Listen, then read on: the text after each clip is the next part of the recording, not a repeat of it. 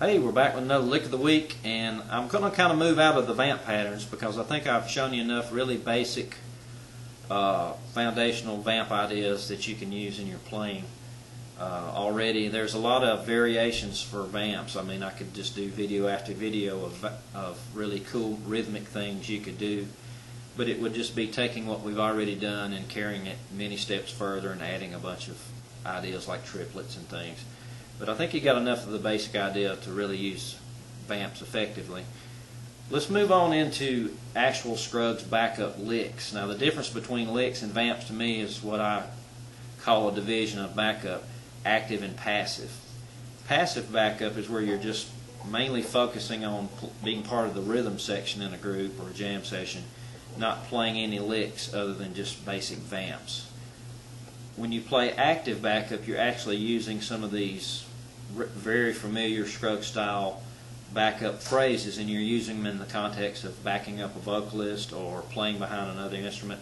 So you're really seeking to be an active part of the tapestry of the sound, I guess. I don't know if that's a good description, but you're really seeking to look for places in a vocal where the vocalist stops singing for a few beats to put a backup lick in, or playing behind a fiddle, let's say, playing rolling ideas. So when you play this type of stuff, you're really looking to kind of stand out a little bit in the background. You still don't want to detract from what the lead vocalist or the lead instrument is doing, but trying to complement them, but in a more active way. And the most prolific backup lick that I know of is called the Boogie Woogie lick, and it has a little bit of that hybrid lick idea in it. And the reason I showed you this lick from the previous video,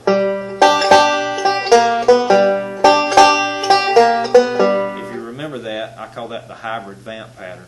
It has a little bit of a vamp feel and a little bit of this Boogie Woogie lick inside of it. So let's just go ahead and jump right into the Boogie Woogie lick itself, because you already have some of the ideas from the previous video in that vamp pattern.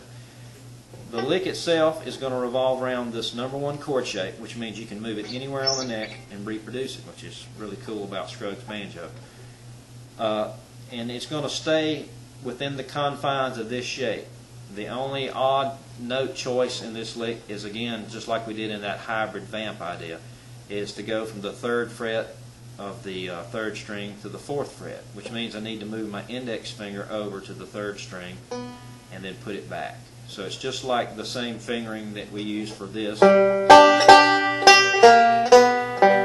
Same idea. We're just going to take it a little farther and turn it into a full-fledged lick.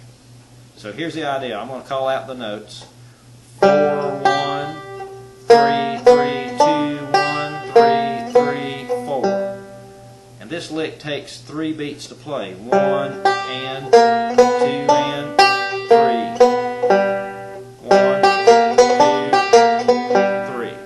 Which leaves you a beat and a half, because I didn't play the off beat. I waited 1 and 2 and 3, which leaves me an and, a 4, and an and. So that's a beat and a half left over. So if you're trying to play this lick inside the confines of one measure, let's say, you would have to make some consideration for that leftover space. So what you can do for practice purposes is to use vamps to fill out the remainder of that measure. Now this lick is played excuse me, in common time as 1/8 notes, which means you play 1 note for every half beat. So 2 notes per click. Note, note, note, note, note, note. So this would be beat 1, beat 2, beat 3, or beat half. 1 and 2 and 3. So you see how that counts? 1 and 2 and 3. So you've only accounted for 3 beats. Well, we can finish that out with vamps. 1 and 2 and 3 and 4 and. Okay, that works. If you wanted to play the lick over and over back to back, because it is a 3-beat lick, that means you won't get to finish the next lick before you're into the next measure, which is okay if you have enough measures of G to work with. You can bleed over into the next measure, play it as many times as you need to. But if you want to practice this and keep it within the bounds of one measure, you probably want to have to try to do a vamp or a roll pattern to finish out that last beat and a half. Now let's fire up the metronome to make sure we have this in time. I think I have the metronome set for about 70. Now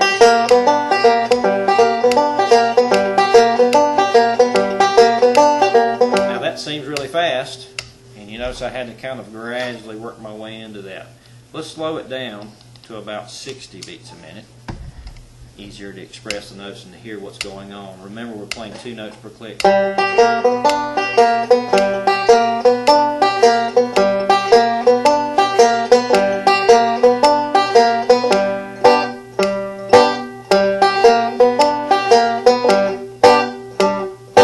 So you notice I just played it over and over the first few revolutions, and then to keep it within the confines of one measure, I used vamps at the end.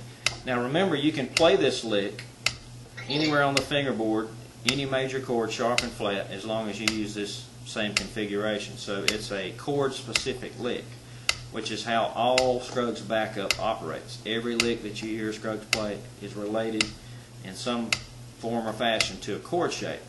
So that means we can also play this for, say, C and D, which would be the next 2 chords commonly heard in the progression of a G chord progression. So let me try to play this Boogie Woogie lick for one measure only, finish it out with a couple of vamps, and then move to C for a measure, and then D for a measure.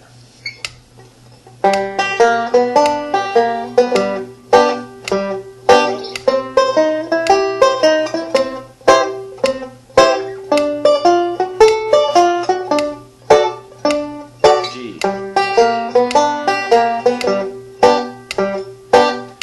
Now, how would that work in the context of a tune? Well, the best place sometimes to use the Boogie Woogie lick is in holes in vocals, or in a spot where the vocal is trailing off. If you go crazy with this lick and play it too many times,